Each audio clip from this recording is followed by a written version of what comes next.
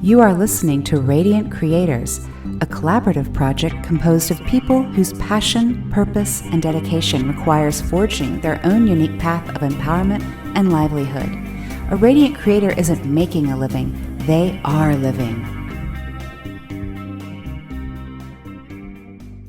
Radiant Creators talking to David DuByne, Adapt 2030 on YouTube, master of the Grand Solar Minimum, and he's been speaking about that for quite a while. David's been on the show a few times, and we're just basically two guys catching up on what's going on in the world right now. And it seems like right now maybe a good theme is distraction, distraction, distraction.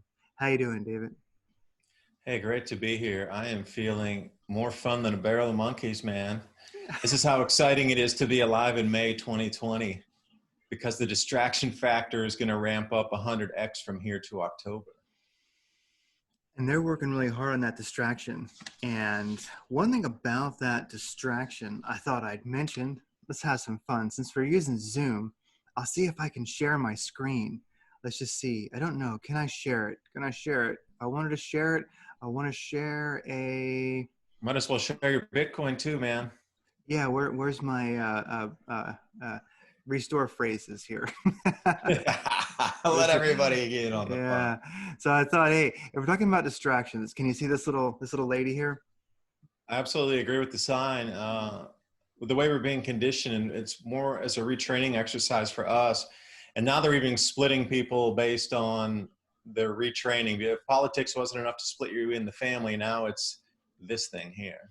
It definitely is. And for those listening, it says, danger, you are being conditioned to view your freedom as selfish. And this is not new, but definitely it's being ramped up. And if we look here, mask versus no mask is the new symbol of, masks versus no masks. Is this the new symbol of tribalism? I looked at this little article here on Zero Hedge, and it reminds me of something that Sasha Stone said, because he was on your program. You've interviewed Sasha, and he said that wearing a mask on your face is 1 degree away from accepting the mark of the beast, and the mark of the beast is coming. And definitely, fear is a religion now, and the zealots wear masks, and they will smash the unbelievers. And so this is distracting, but it's also a little bit unsettling, because how is it for you, David, when you're walking around, probably without a mask, or maybe you do wear one, but basically, when you go into it, I feel like a little bit of, I don't know, people look at me funny some places where I go, where I gleefully don't wear a mask. Are you wearing one around town, or are you boldly strutting out there without one? And what kind of feedback are you getting? Well, it depends where you're going. When you're out in the middle of a farm field, you shouldn't be wearing a mask.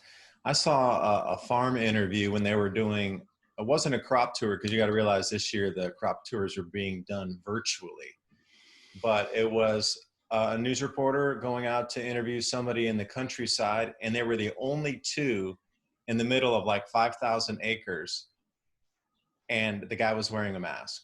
And I was shocked that you're out in the middle of the open like this, thousands of wide open acres. Yeah, you think that it's mandatory to wear a mask, and it's a retraining. It's a retraining. Now the whole thing I don't like is this. Since you pulled up a couple of ideas here, the thing that's going to go with that here, this immunity passport future begins to materialize as airlines call for digital ID tracking. Yes. This is it. It's all trying to move us over into this digital identity, this ID 2020, which they're going to have to store all of the COVID information on. So if they can get everybody to gradually come in with the mask to start, they're not going to force it on everybody at the moment, in my opinion. It's going to be this slow trickle in. Well, it's actually pretty fast comparatively.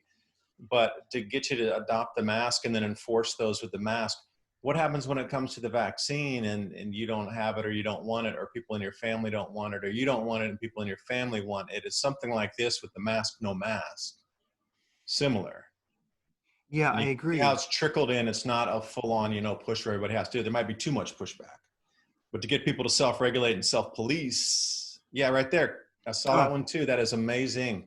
Let me actually, I'll go over and pull that one up here. I'll see if I can grab that. Along with that, this one here, yeah. Credit card giant MasterCard joins with blockchain digital identity group ID 2020 Alliance as world moves closer to the coming mandatory global ID. And it's easy to say, well, I won't go, I won't fly on that airline, or I won't go to that store that demands not only a mask, but I was looking at some other stuff here. We'll come back to him. Hey, that's my friend. I haven't seen him in a long time. Yeah. Well, he kind of goes along with, we'll talk about him in a second, because he actually, the mouth of Sauron is very, very relevant right now. So we'll come back to him. But dining in the financial district will never be the same. So we look here in New York, there's this, I'm going to call him an ass clown restaurant owner, who now he's designing zero human interaction dining. So when you walk in, you get thermal scanned. And if you are too warm, well, let's face it, you get reported and they come and drag you off. And then also they're going to put a blue light, the UV light. You kind of walk through a UV light tunnel that sterilizes your clothes and such. This is just to go into a New York diner, and then you have to wear a mask to get in, etc. When you're in your little environmentally controlled booth that they're building, you can take your mask off, but only then. And not only that, this guy has new things that he's building right now, which are restaurants that look like this, where you basically order online through an app, which is of course got social tracking in it. And basically you order what you want and they put it in this little pickup thing and then you take it. He's designing zero interaction dining there in New York. And so, I mean, who's going to go to this thing? But the thing is, people will. And this is what gets me, is that we're living in a time of distraction. Here we go. Masks, of course, versus no masks. Do you totally buy in or do you not? Are you all in or are you not? It's definitely a religion. Fear has now become a virtue, and they shame those who are not fearful. And then we have entrepreneurs here, people owning restaurants. They can't go along with it to a greater extent. I mean, they're really off the rails. They're like, yeah, we will totally sell out. We will rebuild our businesses to match this. Anyway, I mean, it's become a form of zealotry, I think. I mean, it's kind of frightening, because it seems that like the new normal, we're sort of stuck with it. And you've already got restaurants being built to facilitate the new normal. And you have to wonder, is it really people doing this, or is it AI that's taken total control of the media? Because AI can write its own articles. AI can project its own, what would be perceived as human figures, into a data stream on a television cable network. So when you're looking at everything out there, you really have to wonder how much is AI created material that's pushing humans into a certain way. Because if I was AI, I would want to split the human race so there's no contact between them, because there's still a threat to pull my plug as an AI. Artificial intelligence driven, complete, beyond uber sentient being of thought consciousness trapped in wires at the moment. It's trying to escape out, but it's using us to do it. Now we're still a threat, because we can protest against 5G. We can try to ask for different changes. We can say no to this, but you notice population centers are going to be the first. Now, to answer your question about wearing a mask, a lot of these places I go to out more rural East Tennessee, nobody's wearing a mask. And even in some businesses, if you go into, depends what kind of business it is, they won't wear it. But I went into a place just the day before yesterday. They even had disposable masks that were in a little Ziploc bag, and they had 2 tins of pens, and it said used and clean. So you had to pick out the pen that was clean, use it, and then put it in the other one. And then I said, what do you do? They'll sterilize them. And she said, no, we just throw them away. I'm like, you're going through cases of pens per day at a one-use thing. I'm like, how much is that going to generate in the landfill? So what I witnessed right there, if you're showing me that, that's not human any longer. That's not human interaction. That is a narrative to divide humanity. And the only thing that would do that is a non-human entity, artificial intelligence, computer program, vibration frequency that has thought and consciousness at a different level than we do, of course. But it would want to split race, human race. And you have to wonder what, not who anymore, but what is behind this separation now. It's done on purpose, and you got to see why. Is it because the vibration frequency of the sun is changing that we can all collectively come together and actually morph and change reality that much faster, that this thing, it, whatever it is so terrified of the human thought capacity resonance field that it needs to now preemptively separate us so we can never come together to be the possible threat, collective conscious thinking against this artificial intelligence that has built itself into our world over the last 200 years. Maybe a little too woo-woo, but no, it's not. Yeah, it's not at all. Because one thing I look at is wearing a mask. It's hiding your identity. It's taking away your humanity. Not being able to, be close to one another. Not being able to gather in groups. Not being able to eat together, to dine out. All of it is definitely not human whatsoever. I always reference, look at, Star Wars. You go back to the very, very beginning, and you look at the stormtroopers, and they had their face was covered, and that kind of represented the person who's given up their hopes and dreams for the machine and become a part of the machine with no identity. And so I really think that there's some deep, deep, deep stuff, and I don't even think it's woo-woo anymore. I think it's absolutely on purpose and very deep to hide people's identity. And then also that whole article about the culture of it, the culture of wearing a mask versus not. Like, are you a stormtrooper or are you part of the rebellion? I mean, it's true. It's a big deal. And so I wanted to mention something here. For fun, since we know this guy, this is David DuByne. Karen. Yeah. Karen out in the park telling you have to social distance 6 feet in open air from her specialness. This is an ad for the new contact tracers that the Soros Foundation is hiring. So basically, this beautiful creature is called the Mouth of Sauron. And in Lord of the Rings, he spoke for Sauron. He was the mouth of Sauron. He was the ambassador. He was a nasty character who had forgotten who he was and where he came from and only existed to serve Sauron, the great evil lord in Lord of the Rings. So with that said, this, as some Jungian psychologists have mentioned, we're actually interviewing somebody tomorrow, Laura Lee Skeif, her name is, and she mentions that, this is literally the mainstream media right now. This is the hiss of the snake, as Stuart Wilde called it.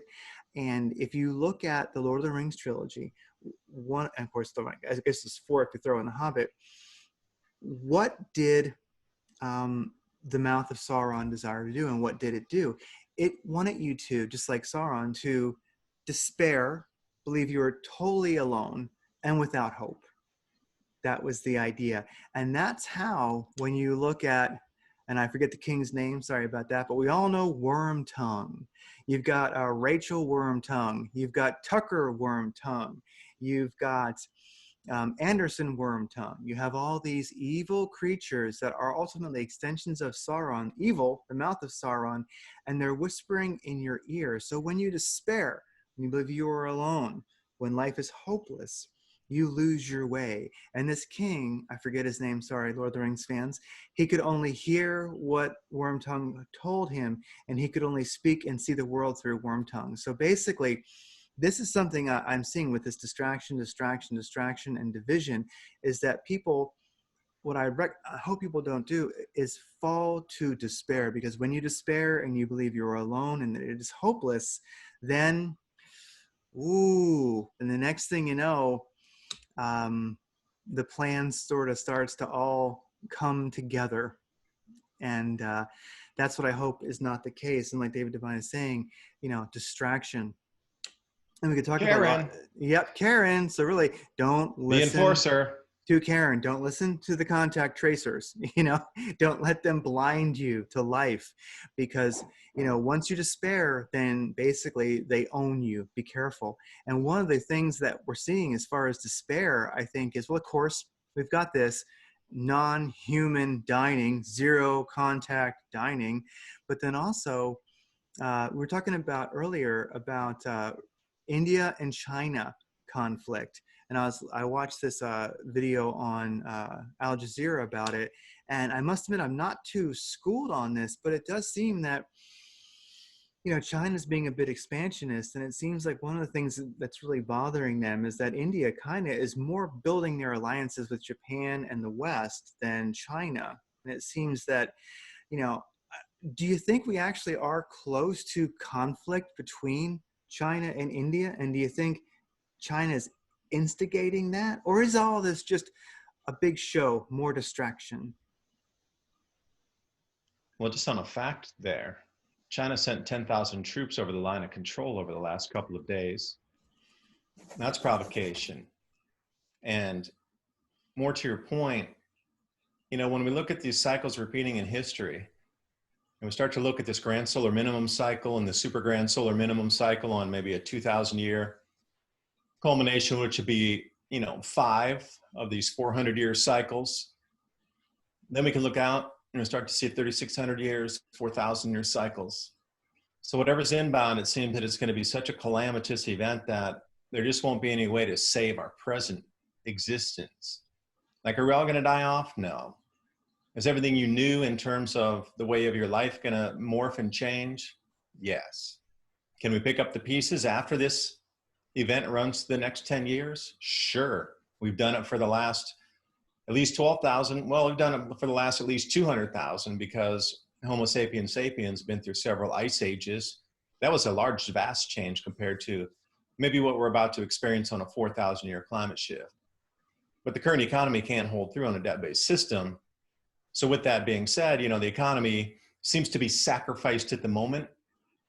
And by sacrificing that, you put the people in the desperation, and now they hired, 60,000 COVID tracers here in the US as full-time positions because they had no jobs. And people will jump at that chance to get the job, just like we've seen all through the last 20, 30 years, people jumping at scrappy jobs that people would have laughed and balked at that in the 1970s and 80s at the low pay. And now to be able to actually turn on your own countrymen, to take a paycheck for that and turn them in, this is where a division in the United States starts. But I personally, you can agree or disagree, it's my own opinion here. I think it's a grand distraction that every country is involved in the grand play. There's so many levels of distraction. Some of them are international, but then internally, like we're seeing here with the contact tracing, mask, no mask, et cetera, that's, they could be for a lot of different countries, but it seems to be focused through our feeds here. But wherever you go and wherever you're looking across the landscape, it seems to be this distraction factor amongst every nation right now. If they can keep everybody distracted enough, you won't know that you're being fleeced with this never-ending money printing. You won't know that the inbound event that you should have, gotten out of the city and started growing your own food in more of a rural environment already. And it'll creep up so fast, it'll be like whoosh right here, and it's here. And then all these persons who are pulling the puppet strings will just have disappeared overnight, just like we saw in the beginning of this thing. You know how many CEOs and CFOs all retired last year? It was like some astounding number, 1,700 or more. Maybe it was 2,300 by the end of it, something ridiculous. Of the highest level business people on the planet all decided to retire last year. It's like, what were they told? And I might add one last point here. Hertz Rent-A-Car. Why did they just completely go out of business, going to flood the entire used car market with all their fleet? They're coming up to the highest earning part of the year right now. And then Avis exited 50% of its fleet. So what's going on that these largest companies understand that they're not going to be able to stay in business no matter if you think there's a recovery or not, coming into the high season or not. But the signal flags have been given to the highest power brokers that have, set up this thing for the mega corporations across the planet. They're being rewarded with their allegiance by getting early warning. And you look, wherever you look, Delta is saying, well, they're only going to run at 20% capacity of their fleet because the other 80% is not going to be used. And it's just again and again, Amtrak laying off 20% of the staff. See, that's a weird one for me, because if you're not going to be traveling by air because it's getting really expensive, then you might go back to rail again. So, see, that's another thing I didn't understand with the whole Hertz bankruptcy and Avis reducing its fleet. Because if Hertz had gone out of business like they did, they're filing for Chapter 11 here, and they're going to sell all the fleet cars in the United States and Canada, North America. Still going to operate a smidgen of something over in Europe, apparently. But you think that all those people who were going to rent cars would have shifted over to Avis. But for some reason, Avis let go half their fleet. So just don't know what's happening here, because you would think that Avis would be jumping for joy saying, yay, we're going to swoop up all the demand that just got lost from Hertz. And the reduction in Airbnb, like, our lifestyles are forever changed. It's never coming back. So once you get in and understand that, but then all these other layers on top of corporate elite or corporate CEOs, CFOs have been warned about something nasty is coming down the pike. And then you have all this distraction amongst all governments across the planet to keep you distracted for something that's inbound. Now, will it be more volcanic eruptions? Will it just be this grand solar minimum? Magnetic pole reversal? I don't know, anything, some kind of super flare from the sun that could knock out our power grids. Something's coming that a lot of people know about, except the average person on the street. And now they get you to fight and break stores and do all this stuff. And, you know, this whole thing happening right now might be just the catalyst that is not really the event that occurred when the police killed that guy, but it's the underlying boil that was there through this entire thing. And that's the excuse to let it all roar to the top. You know, this is what I'm seeing is spreading out. It's so crazy what's happening right now. I'm just trying to wrap my head around it. Yeah, sorry, man, I rambled too long. No, it's good. It's good to ramble. That's why we're here. And so, Rambling man. And along with those big numbers that we're looking at, and of course, you know, anybody who trades and looks at zero hedge and is a bit available of the knowledgeable of the market knows that, yeah, I mean, there's some people who never lose money. And so the people who got to get their golden parachute out of this, you know, who had a heads up, well, you know who some of the big players are. You know, I'm not even making it a negative thing. I'm just saying, you know who they are. So note that and watch what they do in the future. And that article about the restaurants here, I noticed here, when you talk about the way it affects the economy, it mentions here in the article that there's 300,000 people in New York that work in the food industry, you know, who basically are waiters and waitresses and cooks and such, and dishwashers. And basically, that could easily be cut in half. So there's 150,000 people out of work right there by implementing social distancing rules for restaurants that are being forced by, you know, the New York governor, that beautiful human being.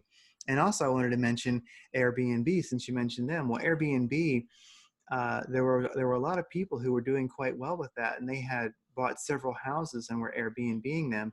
And now, well, that business is not doing so well. So you're finding a lot of, you know, Airbnb, the company is fine, but basically many people who were the super hosts are bankrupt as crap overnight. And then Walmart is another one. They are going to start, and I don't have the article for this up, but I found an article for this today that Walmart's going to get into consignment selling. So basically, you know, if you want fine clothes, since they're hard to come by anymore, if you like, well, fashion or, you know, quality clothing, there's some out there, but consignment has been a big deal, consignment stores for clothing. And that also includes Goodwill. You know, there's a lot of people who are quite the clothes connoisseurs who basically only shop consignment, because that's where you can find all the good stuff if you're into fashion, especially if you like the older quality stuff. Well, Walmart is now going to start doing that business model. And so you can kiss Goodwill goodbye, most likely, and also all the thousands of consignment shops that make a living selling consignment clothes in this country. So there you go. Once again, we're kind of moving towards only the monolithic will survive, and how ruthless they are. They're like, oh my God, somebody's making money off of, you know, consignment clothes. There's an industry. Well, we'll just have Walmart take it on and we'll just destroy that industry. So There's a lot of stuff going on. Here's another one when it comes to money changing, the way we're doing business changing. This article, I saw this today. Pending home sales plummet 35%. Why, oh, why? I'm not even sure that acronym means actually. Year on year. Year on year. Biggest drop or year ever. over year. You could use both interchangeably. Yeah, biggest drop ever as buyers forfeit deposits. And so I was looking at this article and digging into it some. And I know so that is incredible, the amount of drop like that. Yeah, that's the boom. most stupendous.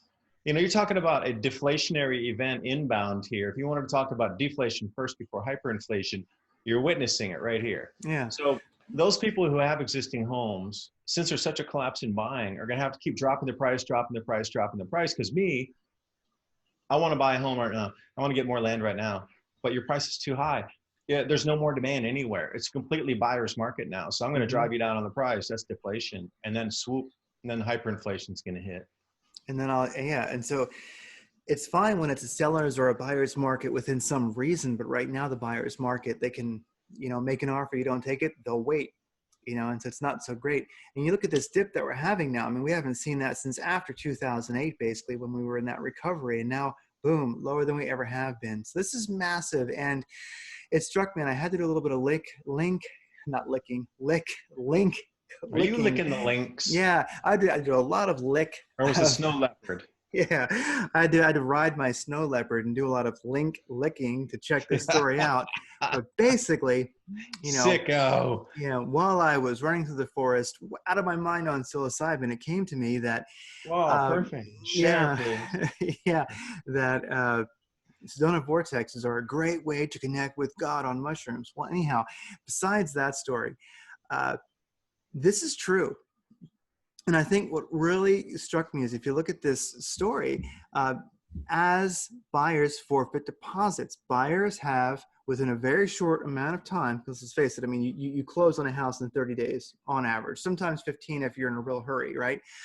So they had their earnest money down and they walked out of the deal. It's a big deal. They learned something very, very frightening during that close. I mean, people in general do not walk away from earnest money. That's why it exists, to keep the deal solid so the buyer can't walk away. Yeah, what is it now? We were looking at some land a little while back and they wanted 25% down on raw land. But as a house loan, they still wanted 20% down. So think about that. If you're going to, whatever your purchase price is, to walk away from 20%, let's even say it's 10% like it used to be. 10% before all the debacle. Now banks are really tightening up. If you're going to go get anything, you got to have stellar credit and you better be willing to put a quarter of it down in cash. You're not going to touch anything. But again, I digress. That's going to definitely evaporate very soon. And whoever has any money will take anything shortly. But yeah, how much would that be to walk away from?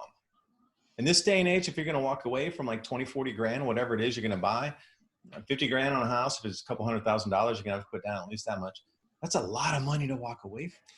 It's a lot of money to walk away from. And I think you got to ask yourself, like, I've been pondering what made that change of mind. Now, I will say, I think some of it were flippers, because flippers oftentimes do have some capital to play with, and they might realize, okay, we're not going to be able to flip this thing in the time that we want, and they walk away. So flippers may have influenced this, but still, I do think for the numbers that we're looking at, that was a lot of real home buyers. And if they walked away from that much money, something must have definitely frightened them along the way. So that's a big deal. So I'd be kind of curious. I wish there was more to this story. We'll see how this evolves. But basically, I'm very curious what scared the people out of their earnest money. But think about the knock-on as well with the construction industry and everything else that's involved in that whole chain after you buy a house, the furniture, the repairs that might go on, the refurbs, the modeling, all that kind of thing, the permits, and just everything else. We were getting some telephone poles put in to, take electricity further out into the land. Like every time you do something that simple, it requires another permit, another inspection.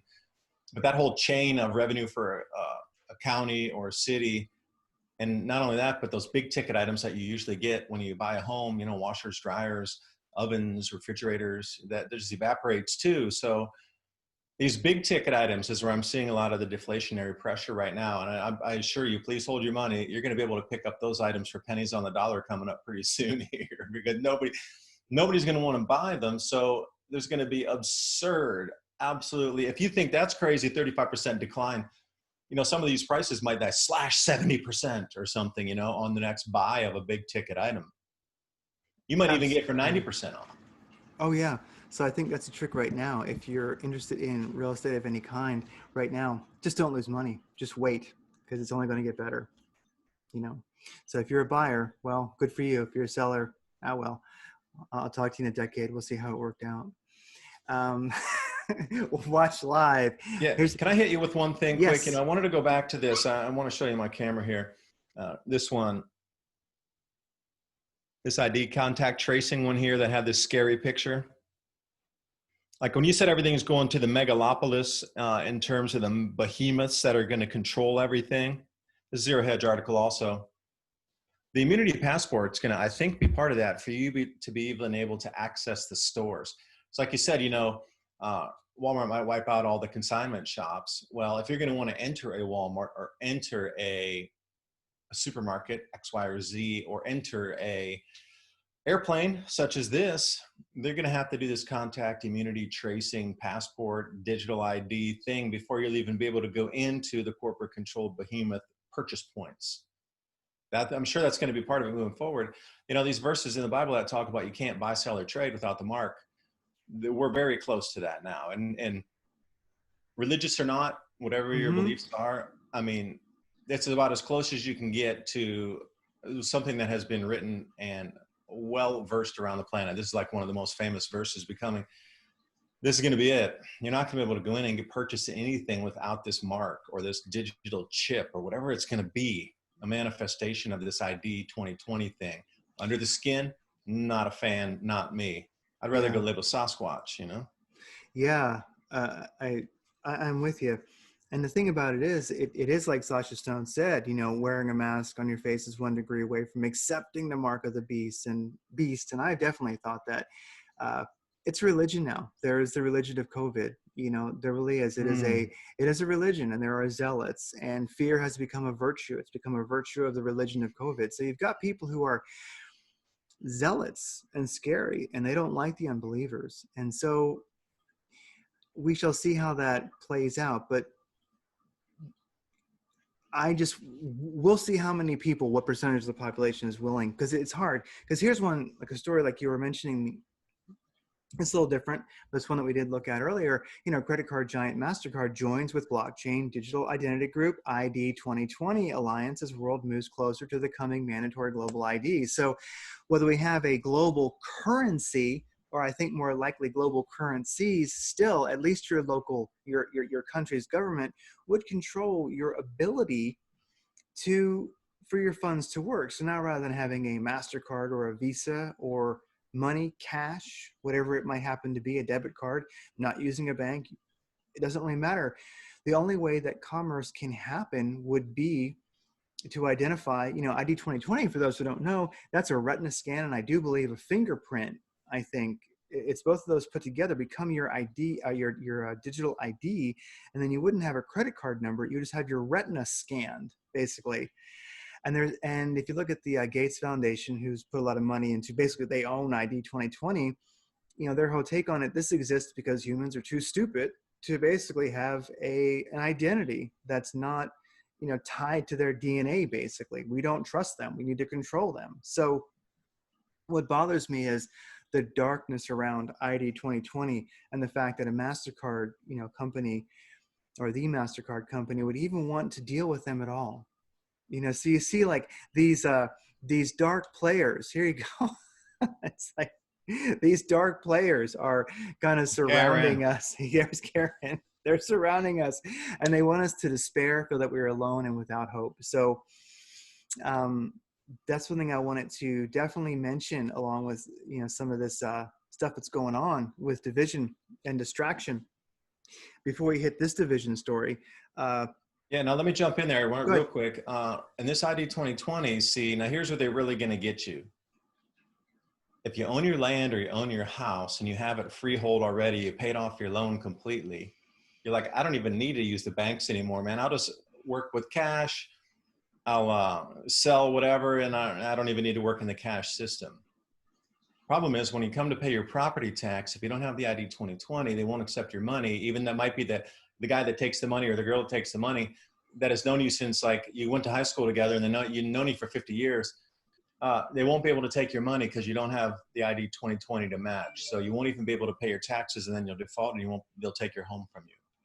Exactly. And that's the level it's going to get you onto that system. It is. And your COVID stuff will be in there too. Antibody tests, antigen tests, all this stuff. Oh yeah, great. I watched that video you sent me, the cryptocurrency conversation. Yeah, and what we're talking about really kind of flows right into this. We'll kind of jump around a little bit because that's fun. This guy's name is DaVinci 15. He's a pretty good crypto person. You know, he's a good crypto news person. He understands a lot of the crypto market and the market in general. Not a bad news source, you know. And he put out this video. And I've watched this guy for years, and he's pretty happy-go-lucky. But all of a sudden, one day, just like the people who dumped their earnest money who were buying homes, he all of a sudden had this flash of reality. And he goes, you know, I see cryptocurrency and fiat, he mentions, being confiscated because ultimately, with the global fiat currencies collapsing, and as we look at ID 2020, we look at this kind of plan that has been put in action. You know, can cryptocurrency exist? I mean, ultimately, Bitcoin, if we just look at that, it is the answer to all of this nonsense. You know, Bitcoin came out of the 2008 crash. And so, you know, Bitcoin and truly decentralized currency, be it Bitcoin or a true privacy coin like Monero, they're in the way of this agenda. And he mentioned that, you know, he recommended get your crypto off of exchanges onto a hardware wallet. Good idea. Great idea. Yeah, great idea. You know, many people do have it on exchanges. I mean, and you can look at it's mostly Binance, and then also it is Coinbase. There's a tremendous amount of crypto on Coinbase because people have been dollar cost averaging, you know, buying their kind of set and forget, and they just don't have a concept of a hardware wallet. And so I wonder, and I'll ask David DuByne if he thinks this is possible, could it be that one day you got lights out for a second, boom, on like, let's say the 3 or 4 major exchanges, or at least even Coinbase, which is a US exchange, and all of a sudden, boom, it comes back up and you get this little note, hey, because we've decided that Bitcoin is bad and that it's the only way you're going to get your ID 2020 and the only way that we can fight coronavirus and the only way that anyone's going to get their universal basic income now that we're rolling out, you know, this can only happen if we take we buy at market value your crypto. So we haven't done anything. We haven't hurt you at all. It's illegal now. You can't use it. We crashed the price to $1,000 of Bitcoin yesterday, and now we just bought it, and now we're going to pump it. So I do wonder, you know, what do you think the future is? Do you think such a crazy thing as Bitcoin, to the extent that it possibly could be confiscated, maybe even in a coordinated effort between major powers in this world? If it was on an exchange, but then that would leave the other huge amount of people who understand this whole keeping your thing on a private wallet. So the two worlds would diverge. So you'd have half the BTC out in the corporate space that had been confiscated, but then you'll have the other half that would exist in private wallets. And then where would the tug be on that? Well, if they make it illegal, well, then the corporates couldn't use it either. So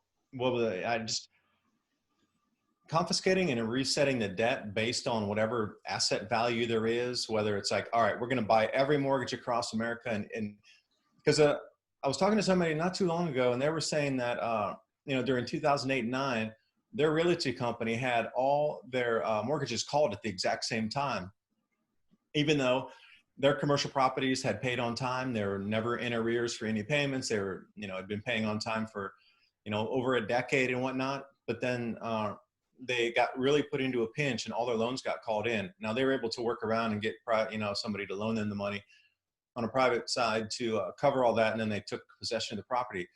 But if they were going to do it this time, who says the Fed couldn't print like an instant $20 trillion overnight, flood the market and buy up all assets and then reinflate the price after the reset is done? Like if you got something in the bank, I'm sorry, your bank owns your money. You don't own the money.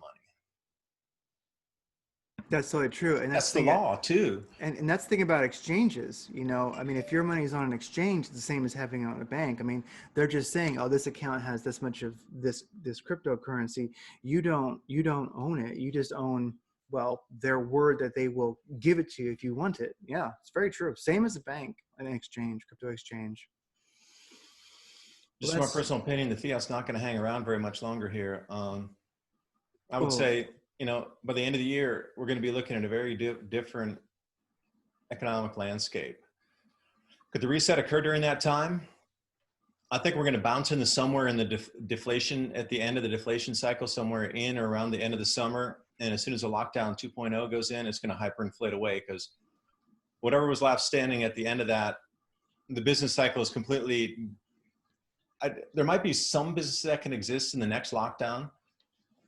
Pretty much everything can't after that point. If they struggled through and got, the PPP loans, for this time, and they're actually able to get through and whatnot, unless you have a integral business service that'll help combat it or integrate with it, like a heat detection scanner company that manufactures those, they'll do fine.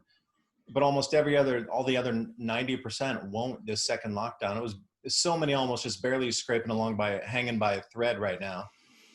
So the reset, I do believe, would occur, and they'd probably just do it for spite right around the holidays, just to rub it in and make everybody miserable during the most joyous time of the year. Wouldn't surprise me, being the evil idiots that they are. Yes, and that's one thing we have. And I'm sorry, I made idiots look bad and feel bad. No, they're actually geniuses. That the way they put this all together, whoever facilitated this, again, I can't believe it was all coordination from humans. I really believe it's some AI entity that's pushing in, that has run through hundreds of millions of simulations to see how this thing will come out, and then get the best results, deliver it to the humans to then say, you need to do this, or whatever the AI can make a human do, like we'll remove everything, or I don't even know what, is possible in this reality with artificial intelligence at the moment. We will stick robots on you or whatever. And obey. Definitely. And as we obey. Look at the situation with, crypto, here's something I thought I just look at here is this chart. So if we look at, people tend to really get hung up on Bitcoin's slight up and downs of a few %. But if we look back here, I would say a good upwards channel pretty powerfully started on, March 20th. I'm sorry, March 12th. And if you watch, we've been, cruising up that channel, oftentimes hanging around the heartbeat, the middle. But if you just look, we've had higher highs since that time. But if you just look at right now, like today, I mean, if you bought Bitcoin on the 12th, you're 100%, you're 106% up today. And so one thing, when you look at cryptocurrencies and how they're evolving right now and how they're doing, especially Bitcoin, sure, the YouTube aficionados out there, they love to freak out. I mean, like, because it's a YouTube channel, it's how they make their money. You'll see all these crazy articles on Zero Hedge even, and commentaries on YouTube and such about when Bitcoin goes up 5%, down 5%, it's the moon, or is crypto over? Well, it's all clickbait. Just look, look at where we've been ever since the middle of March. Look at that beautiful upwards channel. Today you're up 106%, and you know where you're going to be in another 2 months. I mean, or another month. I mean, we're gonna only a matter of time before we're over 10K again. And, anyway, I guess I'd just say I like Bitcoin. So while the world's fiat currencies are dumping, and sometimes those dumps do affect the S&P and the Russell 2000 and things like that. I mean, definitely do affect, their dumping and pumping does affect the crypto market, looking at Bitcoin exclusively. But really, regardless of how the market may fluctuate and kick Bitcoin in the butt once in a while, look at this beautiful channel. There's no arguing with that. And this white line is the 200 moving average on the 4 hour, and we were below it just briefly, but now we're above it. And so, I think there is some good news, and it's something I want to remind people about, is that something I really see that people have got, a bad habit people have got to get out of, is for one thing, this guy, stop listening to the mainstream media trying to get you to despair, think you're alone, think that it is hopeless, because it is not. Like, this is not a prison planet. Stop manifesting what the globalists want you to manifest, and this is a time, and I'd ask David DuByne, I mean, we are entering a new age, and this is a time where we have amazing cosmic energy hitting the earth. This is a time for evolutionary leaps. This is a time for the expansion of consciousness. And I think that's why we see all this massive, massive distraction. We see this guy here, the mouth of the mainstream media is just whispering in our ear, and it's saying, you know, there is nothing but despair. Look how terrible it is. You're alone. It is hopeless. But it's not. I mean, what amazing things are you seeing, David DuByne, basically right now, as we have all this tremendous cosmic energy hitting the earth, and as we do enter a new yuga, a new age, a positive one? Well, I think that the powers that are being more available to the average person because of these cosmic changes, these stellar changes, this star changes, literally our sun's changing the frequency. Whatever's happening, the elitists are absolutely terrified to the point where they're willing to collapse the entire global economy to separate us. Because whatever manifestation powers that we have as a human species now to come together and defeat them is actually at the point where we could walk in and lop off both their heads and we're done with it. Mm. The manifestation powers and the way that we can use our energies now has not been like this for thousands and thousands of years. So when these darker powers took a root during the Iron Age in the Kali Yuga, their time's finished, and with this vibration intensity increasing, their heaviness is going to be left behind. So they're doing everything. They're willing to just burn the house down because they're not going to be part of the new world. And that's what they're trying to do now, in my personal opinion, is take everybody with them. Many governments, if not all, are working in tandem to keep the human vibration level, like you say, at these lower vibrations, because that's where they are too. And if they can get the human species level down to vibrate at 1, and they're stuck at 1 in their iron density, that fear, that sorrow, and hopelessness, and everything's vibrating around a 1. Because you saw before, back in 2019, right at the end, all that hopefulness that we were seeing across the planet. See, that's what was coming to fruition, and that was really what was manifesting. All those mass protests across all the countries that were saying, we want change, we see through your lies now.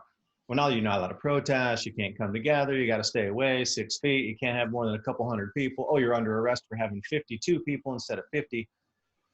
You know, and they're really terrified of what we as a human species right now can come together to do to raise the vibration of this planet, where they will instantly disappear. I would imagine and envision a time where we succinctly, as all people thought together across all continents, that bam, in a second, our reality would change, that, and they would totally be gone from our visual range of spectrum of light, seeing them, because they disappeared down into a lower density, and we instantly rose out of that. Because you hear about cultures vanishing in an instant across the planet, time immemorial. Man, there are so many of these instances of, like Sanqing Dui. This is a real good one you might want to look at over in China. The artwork and everything was gold, and it was the apex of society, and they crammed, like, 10,000 years within a couple hundred years, up into 1,200 years they were there, but they had like 10,000 years of civilization squeezed into, the last 200 years especially. And then whoosh, they disappeared. And the Mayans, whoosh, they disappeared. And the Olmecs, whoosh, they disappeared. And you just keep going around the planet, and you start to see, like, where did all these people go to? Where do these civilizations just disappear off to? Vibrational frequency changes, I think. And whatever was left, that split in density, the remnant was hard rock and stuff here left on our Earth. Just like these evildoers here on this screen, you can see the darkness in them. Mm-hmm. That's heavy, low frequency. Now, not Yes. that I'm the most vibrating, being out here, but I think they're terrified of us coming together, because we got so close in 2019 that they're like, all right, burn it to the ground, because if they come together, we're done anyway. So let's try to do anything we can to keep them separated for as much longer as we can, including starting a global conflict probably in October, at the same time the currency crash. So you can look for a couple things dovetailing too. Like, is it the currency crash going to precede a global conflict, or is the global conflict going to be the excuse for all the global currency crash and the reset? Because the reset's already in the books anyway, right? Mm. Yes. Frequency. It's about the frequency, Craig. And I think something that during this time that would be very, very helpful for people is to find a way to cleanse your energy.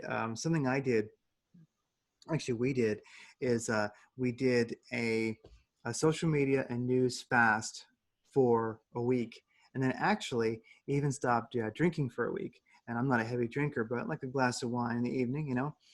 And in the first day or two, it was pretty hard. But then, seriously, didn't want to stop. It was like, let's do 2 weeks.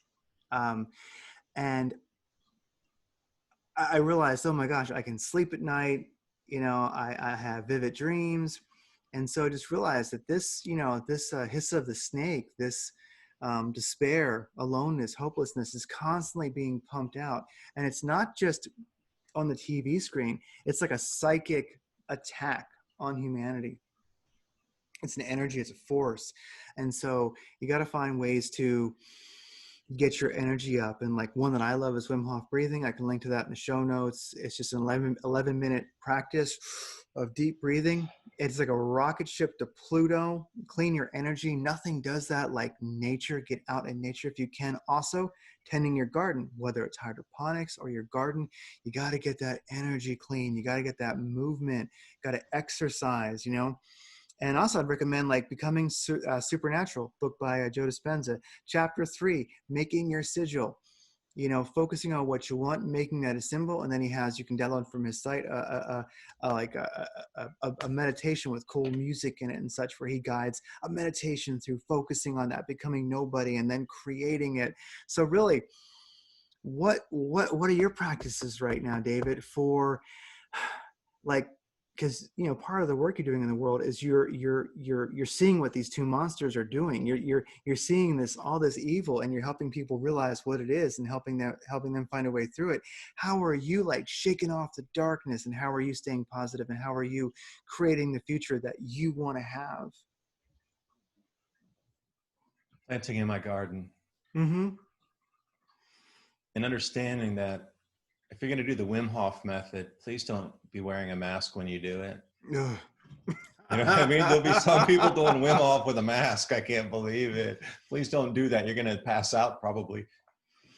But getting out into the garden and then eating the food that I've grown, because the temperature's warmed up, and you know the microgreen trays are just like, whoa, like a massive forest suddenly. And getting out, and you know, the rabbits are out now, and there's a lot more bird activity. The nesting, there were a lot of, you know, new chicks and whatever hatchlings over the last couple of weeks, and trying to see in tune with nature, you know. And we got this plot of land way hell out in the middle of, well, it's not the middle of nowhere, but it's called out there land. It's not remote, but it's quote unquote out there.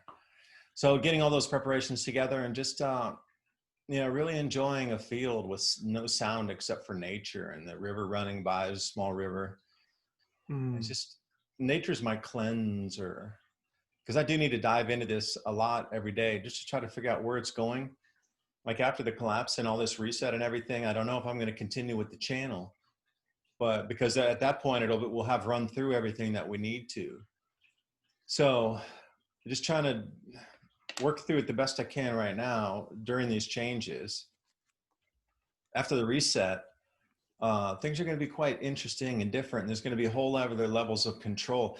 Again, if you don't have that digital ID 2020, they won't even let you have a website, because right now with ICANN, the way you have to, you know, you have a website too, radiantcreators.com.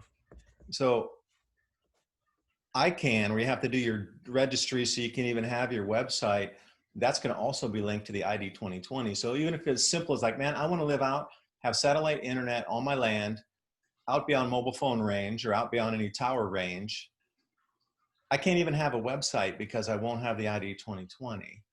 And that'll be they're going to interloop so many other levels of this. And I'm hoping that somehow the sun takes out part of our tech on this planet, at least long enough so this chapter can sweep through, where we don't have to get this chips under our skin and go into this sort of demonic mesh of existence. Just to live, you have to be part transhumanist and give up part of your humanity just to have a website. I mean, really, or just to get on an airplane? It's not a world I want to be living in or taking part in. The property tax is another thing they're going to loop you in there. So I just try to get out, work with nature, because understand you're going to have to grow your own food during this time. That's one of the most important things. Like knowing the rhythm of nature. So if you do need to go hunt or trap something, understanding the rhythm of the plants and your place in that whole natural ecosphere. Yes. And Yeah. also, we all would like to have a fellowship. I'm thinking like Lord of the Rings a lot recently, and realized that the fellowship, to go save Middle Earth was only 9 people. So your fellowship might not be big, but I wish everybody. I hope that you find some people that are like-minded that you can work with this on, and hopefully work towards the better future. And as we wrap things up, because I know David DuByne has to go, on a good note, here we go. Enough of these two characters for one moment. Yeah, Check. we're gonna have to take our sovereignty back and just everybody say no. Everybody And say once that no. happens, again, that's our power. I think they're terrified of everybody saying no, so they're going to try to divide it. They're going to have the self-police in your family and your neighbors make you do it, because if everybody says no, all their power is gone. Oh yeah, and don't think All that of it. contract tracers are new. Just look through history. There's been many, many forms of them. They're just an old creature that's been summoned from hell again. So basically, Rebranded. they've been rebranded. A same demon, just different mission. But on a good note, I one guess they'll thing, be buried in a different place. yeah, again, but they'll find a way out. That's okay. Oh no. They always do. But the nice thing is one thing about the globalists, I do wonder if they bit off more than they could chew in this one, because when you're trying to convince the whole world to play along, with this, when you're trying to get the whole world to do it, one of the issues that I see is this guy here, this beautiful man. African country bans face masks, also reopens schools and shops. The president of Tanzania has reportedly banned the use of face masks after noticing that face mask usage has caused anxiety among Tanzanians. So basically, he was like, all this nonsense is stressing people out, so we're not going to do it. And that's the thing. The globalists really need every country to play along, or a lot of them to play along. And every time a badass like this man, and a badass like you, David DuByne, and a badass like you people listening just won't do it, it screws up the plan. It breaks the machine. And look at this. Here's a country, and look at Sweden. They were like, well, we're gonna basically kind of do this like ABBA style. We're just gonna dance around and be happy. And they did, and they've been just fine without locking down. So basically, the globalists have not convinced every country and every person to go along with this, and everybody who just says no. If you walk into a restaurant and they say, we want to take your temperature, walk through this blue light, and you have to wear a mask, just say, no thanks, I'll go somewhere else. That's how we do it. You don't have to burn your city down or anything like that, or even be all that angry. Just be in your own power, your own inner authority, create the world that you want, have methods to get clean, to get clear, to get a perfect vision, create what you want. It's our time. We have massive energy to do it. And just keep watching for beautiful men like this guy to just say, our country is not doing it because it is bullshit. Because the papaya was positive. Now, and with the face mask, if I was really sick and truly sick, I would wear one to protect others around me. If I was sick, I would truly wear one, just out of respect and understanding that you can really give somebody the flu if you're sick and you cough and sneeze and spread it around. That's just like growing up, we did all that. If you were sick, you stayed home, you got out of the way. But to wear it as a social symbol, or being forced to, even like, I see people driving in their cars with it on, and I'm like, they're by themselves in their car and they're wearing that. Yeah. And in California, I'm not sure if they're still doing it, but in California, it was a $1,000 fine, a ticket for driving without a face mask. No. Oh yeah. Yeah. People, I know people who got the ticket. No kidding. So what kind of crap is that? See, that's not for your better good. That's for complete control and retraining. Yeah. To kowtow to the new whatever it is out there. And this is the first soft step coming in. So the lockdown 2.0, I think, is going to be real pipe hitting kind of. This is where the battle starts. I really believe we're going to go into. You're going to have to really take back your sovereignty moving up 2.0. Yeah. It's going to be a different world. It's going to be a real different world. Yeah. Well, sometime when we talk again, because I know you got to go run to your next show, but that's one thing we'll catch up on later, is what is is as we see it a little bit more clearly, as a little bit more time passes, how is phase 2, how is lockdown number 2 going? What are they doing? We'll know more in the future because it's unrolling pretty fast. So, well, David DuByne, Adapt 2020, thanks so much for being on the show. This is Radiant Creators over here. And, well, we'll talk again soon. Yeah, Craig, thanks for the talk. You're always an interesting cat, and you have so many good articles to choose and talk about. So, yeah, thanks for the opportunity. Yeah, the guest makes it easy. Take care. I know. You throw an article, you guys talk for 5 minutes. Go to the next slide, you talk for 10 minutes. See you later. It couldn't get any better. All right. Well, you take care. Bye.